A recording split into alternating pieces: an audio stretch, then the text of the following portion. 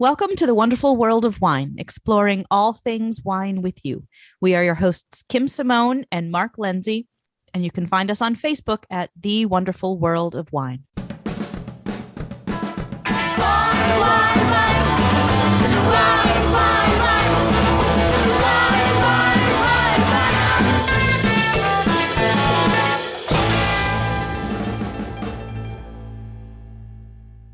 Hello, everyone, and welcome to the wonderful world of wine. We join you weekly on Franklin Public Radio, WFPR 102.9, and on SoundCloud and iTunes. I am your host, Kim, and I'm here with my co-host, Mark. How are you doing this week, Mark? Hello, Kim. Good to be talking wine with you and our listeners. Always Kim and good I were just talking off air here how things are crazy, and this time of year, everything's crazy. So, gets a little sometimes out of hand in December with all of the things that everyone has to do, whether it is work or family or holidays or whatever it is that is occupying your time here in the darkest and shortest days of the year. But we are here to bring a little spirit, no pun intended, or maybe I did, and a little fun and a little interesting information about wine. Our favorite topic to talk about. And as we approach the holidays, there's always interesting things for us to talk about, but sometimes it's nice for us to go back to the basics as well. So the first article that we wanted to talk about was about the different types of palates that people have. So we can kind of break wine drinkers into different categories depending on how sensitive their palates are to taste and flavor and sensation. And this is something that we've talked about a couple of times before, right, Mark? We sometimes want to bring up that, when we're in a class and we're tasting wine with people, that sometimes it's a lot about experience when you're tasting wine. And as we get together a little more and more and talk about and taste together, some of us have a lot of experience, so we can put a lot of those words to the wines that we're drinking. But sometimes it's physiological, right? You might have a different composition to your taste buds or to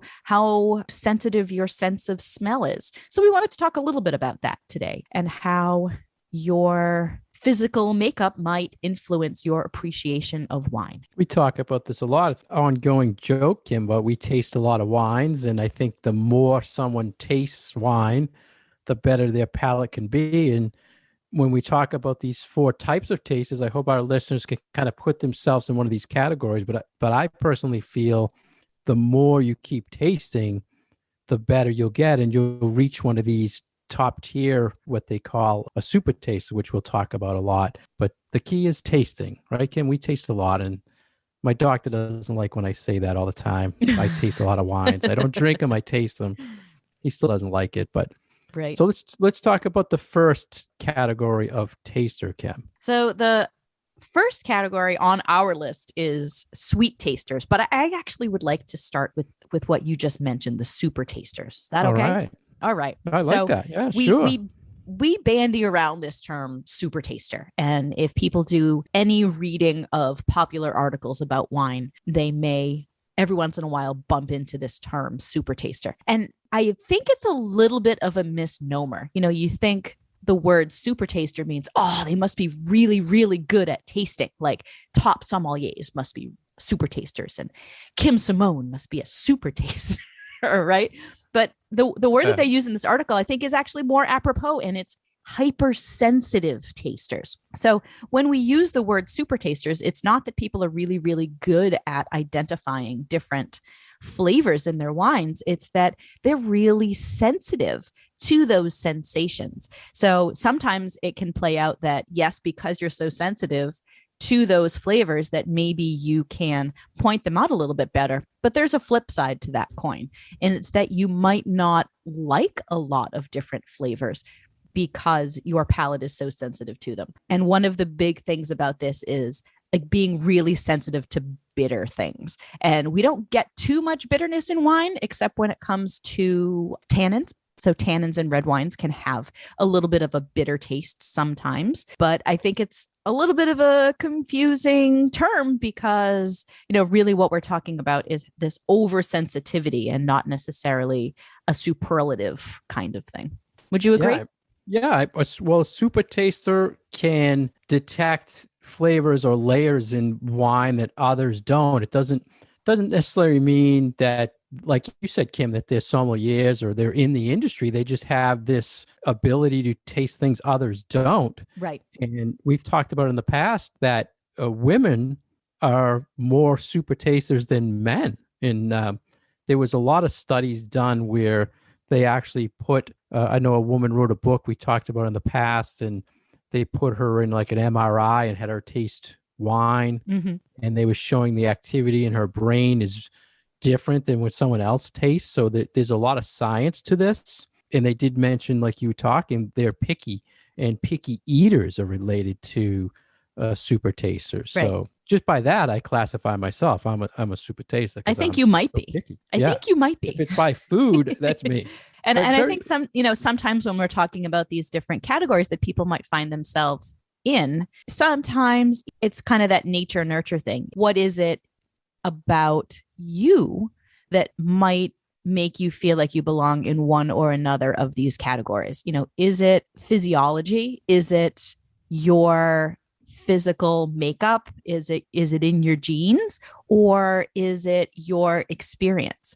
And what I think is interesting about the idea of this sort of super taster category, where bitterness can be too much because people are overly sensitive to it and have that carry over into foods like Brussels sprouts and spinach and broccoli rabe and, those kind of bitter foods, espresso without any sugar in it, that sometimes you can overcome your genetic predisposition for not liking these things if they're a part of your culture and if you have acclimated yourself to liking these things. So I feel like part of this is, yes, you might have the predisposition for being in one of these categories, but if you develop your sense of taste and you try to get over it, I think that that's also a possibility for people too. So don't feel like you are a slave to your genes. If you want to become better at tasting wine, but you feel like you're overly sensitive,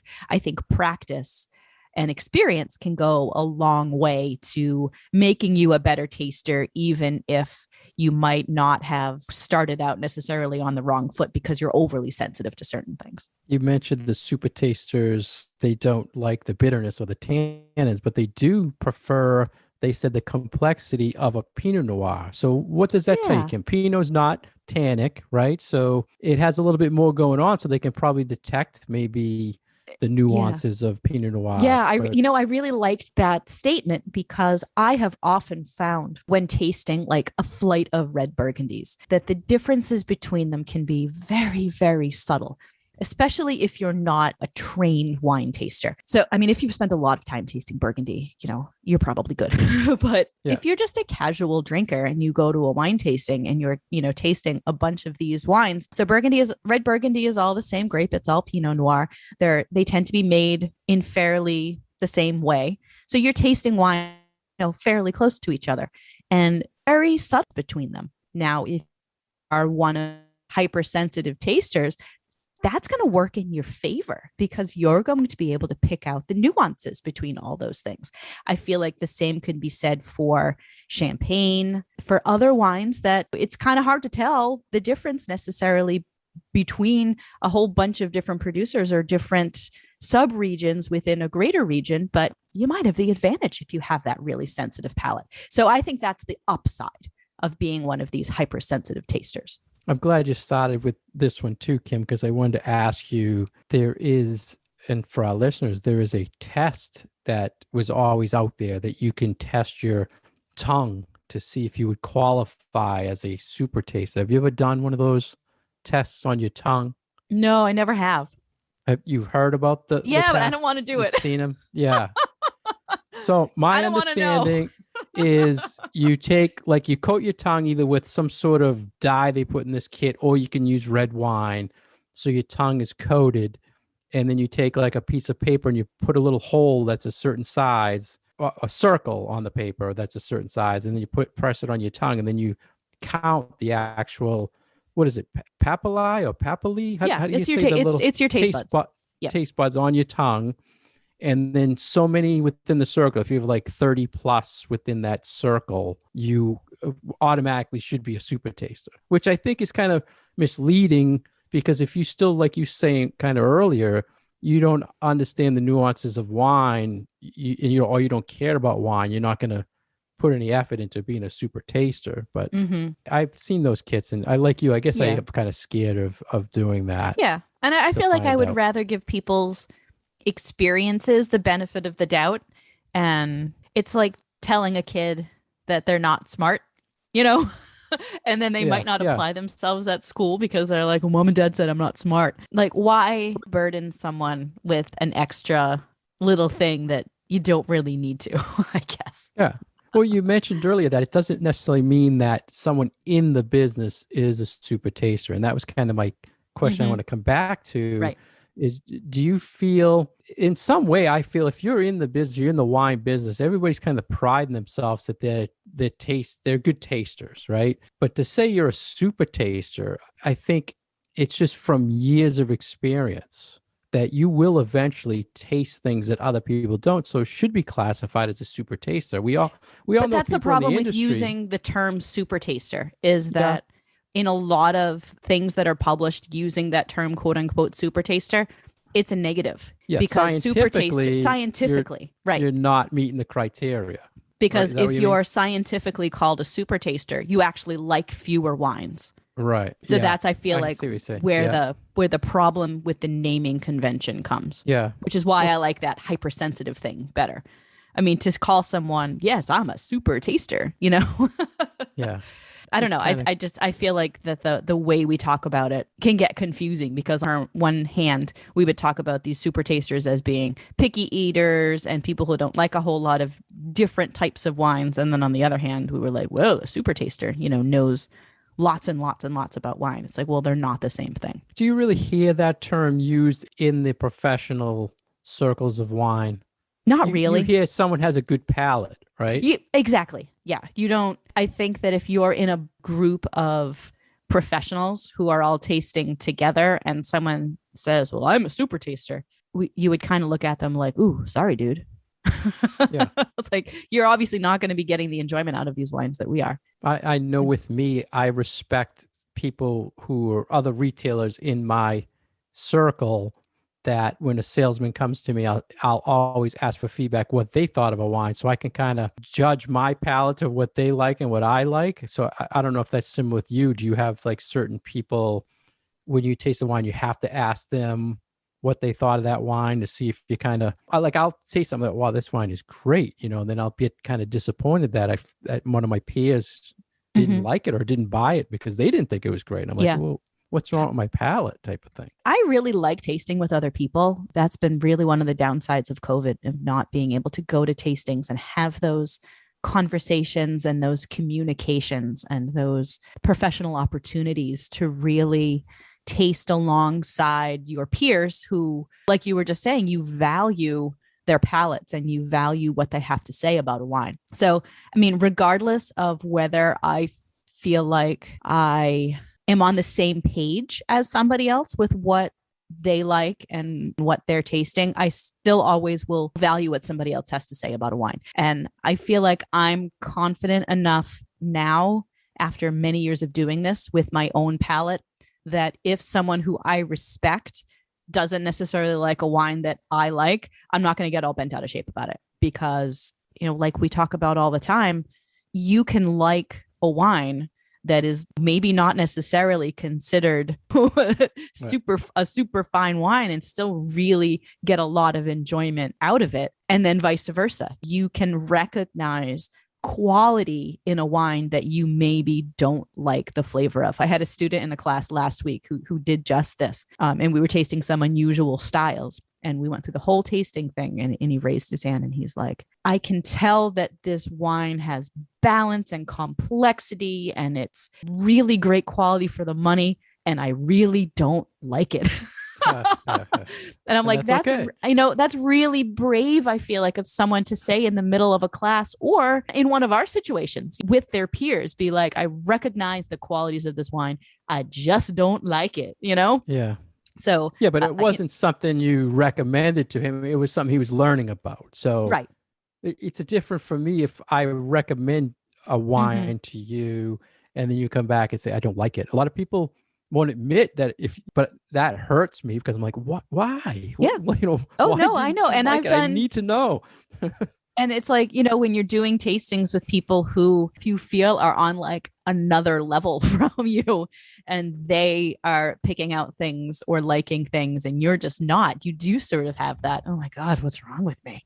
Yeah. She likes this wine and she thinks it's amazing and I'm just like not getting anything out of it. So what's wrong with my palate? I think that for the maximum enjoyment and not talking about you as a retailer and as, someone who is you're really counting on your recommendations to people as that is your professional seal, right? Like you need to stand behind your recommendations. But I think it is valuable for people to know that you can not like a wine and that wine is still a good wine.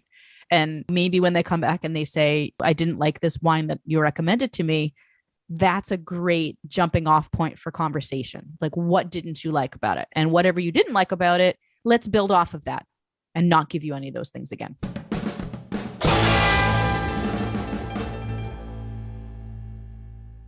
You're listening to The Wonderful World of Wine, and we are your hosts, Mark Lindsay and Kim Simone, exploring all things wine with you. You can find us here every week on Franklin Radio, WFPR 102.9 FM. You can find our past episodes on SoundCloud and iTunes, and you can find us on Facebook at The Wonderful World of Wine. You can send us any questions or comments. We are also now on Twitter at Wine Education. And we are on Instagram at The Wonderful World of Wine. Welcome back, everybody, and thanks for joining Kim and I. Today, we're talking about 4 types of palates of wine drinkers. We spent some time talking about super tasters, or the term Kim prefers is hyper tasters. We talked about our palates and how much we've been tasting lately. Next, we want to move to what I want to cover next, Kim, was the sweet category, the sweet taste bud drinkers, which I think is really the more popular wine tasting, wine drinker palette right now out there. I feel only because every time I ask people what wine they're drinking or what they like, it tends to be something that's on the sweeter side for me. So I would put them in the category of a sweet taster. Yeah. What's your experience with sweet palates or sweet tasters? Yeah. My take on people who prefer sweeter wines is more that sometimes these can be just easy to drink wines. You don't have to think too much about them. Honestly, a little bit of sugar goes a long way for improving the drinkability for a lot of things. We are all conditioned, and it's not even conditioned, like it's an inborn thing for humans that we like sweet things. Think of all the things that are sweet in our life that we really, really love, whether it's fruit or whether it's candy or anything in between. So our palates really are primed to enjoy things that are sweet. So sweet wines tend to be, and it's not 100% true, but what we start off drinking because they are easy and they're frankly delicious. And it's a great introduction to wines, especially when those wines are bumping you up a category of alcohol percentage in your beverages that you might not have much experience with before. So if you're just learning to drink alcohol, maybe you were just drinking beer before, and that's like 4 or 5% alcohol. If you move right to a Cabernet that has 12, 13, 14% alcohol, that's a really big bump. And it's not necessarily the most pleasant thing to be introducing to your palate right off the bat. So I think a lot of people start drinking sweeter wines as they start. And then as they get more experience and a little more time goes by and they get more curious, then they move on to more drier things. But some people never leave the sweet category. And there's nothing wrong with that, especially when you have sugar balanced with acid and balanced with tannins with some of these red blends that we have coming out of California these days. They might not be the fanciest wines out there, but they are incredibly drinkable. and honestly good for the market and good for business. And I think if people enjoy drinking those, then that's not a bad thing. I'm probably making a lot of fine wine people roll their eyes at me right now, but that's my opinion. No, you made a good point about the high alcohol. The sweet palate wine drinkers perceive that as too much alcohol, so they need that sweetness. And you mentioned about the generational thing. I'm in my 50s, and I thought my generation, we grew up on soda and candy, but I thought the generations now, the younger generations, are more of a healthier generation, would tend to get away from the sweet palates. But it seems to be they're still sticking there. I guess they're not. I guess it's more that traditional, the higher alcohol, the drier.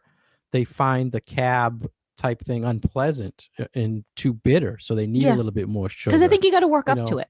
I don't, I relate it to coffee, the sugar right? Like thing you don't start drinking coffee with drinking espresso. You start with a regular cup of Dunkies. There's a lot of cream and a lot of sugar in it. Right. And then you work your way up to, other things. And I feel like it's the same thing with wine. Yeah, and it seems like the younger generation, when they're ordering a coffee, it's extra this and extra that, right? It is syrups and flavors, and So if that's how people are doing their coffee, then why wouldn't you expect their alcoholic beverages to follow a similar path? Yeah, makes sense. I still think it's the biggest palette out there on the market, but I think you're probably right. Let's move on to the third one, Kim. They're saying sensitive tasters. They're labeled as they get a lot of things out of a wine that a super taster does, but not as picky with foods. Right. And more tolerant to that bitterness or tannins in wines. So I think this is that like happy medium. This is where I like to think I place. I've had to learn to like the bitter foods in my life. And after a lot of palate training and foods that I never grew up eating, but that my husband did and that now I do as well, I feel like that this is a category that your palate is open to learning new things and that you can eventually a lot of flavors. I agree with that. I think we have to be in the business and to do education. You have to be open to the styles, so you have to be more tolerant to more than just bitterness, right? So right. But it's funny that you are really open to different flavors and wines, but you're picky when it comes to your food. Yeah. You personally. Yeah. I find that hysterical. Yeah. Well, I think of being adventurous with food, but I don't. But whereas you're wine, not, though. Oh, yeah. You're right on that. You're the meat and potato guy. Yeah. Well, it is funny, isn't it? I gotta expand my food palette and should cut back on the wine, I guess. Nah. Wow. And then we have this final category of tolerant tasters, which now, in your opinion, from your own personal experience, you think folks that have a liking for sweet is the majority of the population. And this article is saying that this last category, these tolerant tasters, are the largest group because they're fine with whatever glass of wine you pour them. They're not going to be put off or offended by any particular flavor or aroma, but they're also not going to see what all the fuss is all about. They're not able to grasp necessarily the nuance of a lot of things. And I'm sort of a little, I don't want to say puzzled about this last category, but I feel like this is a group that I'm unsure of whether people are this way because they are naturally inclined to just not get a lot of nuance out of wine, or because they haven't put in any time and don't have any experience doing it. So it's not something that just comes instantly, really, to a lot of people. So, yeah. Well, this is my take on the tolerant category of a wine drinker. The article's 4 types of palates for wine drinkers, right? Drinkers, not taste, because it categorized this category as these people are baffled by wine snobs. So they don't want to talk about or hear what you're smelling in the wine, what you're tasting in the wine. They just want to have a nice glass of wine. Just a glass of wine to drink. And whatever that's poured for them, they like it. So to me, it suits the article. It suits all the categories because they're tolerant. They just want to drink wine. They don't want to taste wine. The other categories, the super taster, the sensitive taster, and the sweet, those are people in wine that are really tasting. They're taking the time to find the sweetness, find the bitterness. So the tolerant drinker is just a wine drinker. They enjoy wine. Yeah. So to me, it makes sense that it's the biggest category, because that's kind of what I see a lot of the times when I'll be asking all sorts of geeky questions trying to recommend a wine, and they're like, I just want a red wine. I just want, that's what I need right now. Right. I need a red wine. And they, I have guests coming over. I need a red wine. They don't want to, or they don't feel that they need to go through all the steps of talking about, what the flavor is going to be, what is the aroma going to be, what's the body going to be. Just like, give me a glass of red, dude. Right. And, so I get that. Doesn't I matter totally if get it's that. light or heavy or sweet or whatever. They're tolerant to it all, and a lot of times I find myself, when I'm recommending wines, if you're saying you're having people over, I'll say, yeah, we'll go with this because it's in between styles that'll suit the person who likes, this style. It also suits the one that suits that style. You got to get something in the middle for the tolerant people, right? Mm-hmm. But the sweet guy will like it, and the hypersensitive or hypertensive or super taste, they'll all like it. Hopefully not the hypertensive. Yeah. They'll all like it, no matter what. Right. What else you think on style? Do you think it's on the palate types? Do you think it's a valid thing for, say, marketing in wine to know these groups? That's an interesting question. I don't know, because I don't know if people recognize enough of this about themselves and the type of drinker that they are. So from a marketing perspective, if someone doesn't necessarily feel that they belong to a certain category or even know that those categories exist, then why would they identify with the marketing efforts towards that group of people? Well, most of the But I guess if you talk companies about it in, you don't talk about it in these terms of you're a tolerant taster or are you a super taster? If it's more like, okay, we're going to gear our language towards people who are not maybe too concerned about the nuance of the wine, but they're just looking for this, and this, then yes, I can see that would be valuable. There's a lot of companies out there who collect a lot of data and very true. Sell it to these companies because you want to come out with a new brand, or you have a brand. It might not be doing as well. You want to see where everybody's palates are going. They're not liking the sweetness, or they want, light or heavy or whatever. Yeah. They pay a lot of money for that data, but it all depends on the wine drinkers to give them that feedback. Right. So, but as far as these individual 4 types, I have seen marketing things in the past that, groups it actually tells you the price points they'll pay and everything else like that. So there is a lot of scientificness behind it. So just another thing. Yes. Yeah. Hopefully listeners put themselves in one of those 4 types, Kim. So you're still saying you're the what? The tolerant one, or sensitive, but not sensitive hypersensitive. One. Yeah. Yeah. Because I do have a hard time with bitter foods until I get used to eating them. So I have to eat them over and over and over again before I can actually enjoy them. Yeah. Well, I just on picky same with spicy food. It's taken me a really long time to enjoy spicy food. I think the picky eater thing just puts me in super taste. I like to think of myself as I'm a good taste. I hate to say super taster. I honestly think you're in the super taster category, because you are also very able to pick up nuances and things when we taste wine together. We feel we do, right? I mean, but I feel like you're bummed out if something is you're not getting what something else is. But yeah, we'll keep tasting for all our That's listeners. right. Kim and I will keep tasting. We'll keep bringing all this. That's what we do, and tell you what we're tasting. Absolutely. Someone's got to do it. That's right.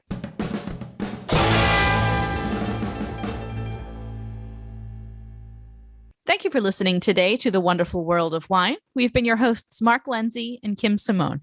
You can find more information about Mark at franklinliquors.com and more information about myself and my classes at commonwealthwineschool.com. You can listen to us weekly on Franklin Radio, WFPR 102.9, and find our past episodes on SoundCloud and iTunes. Cheers. Wine, wine.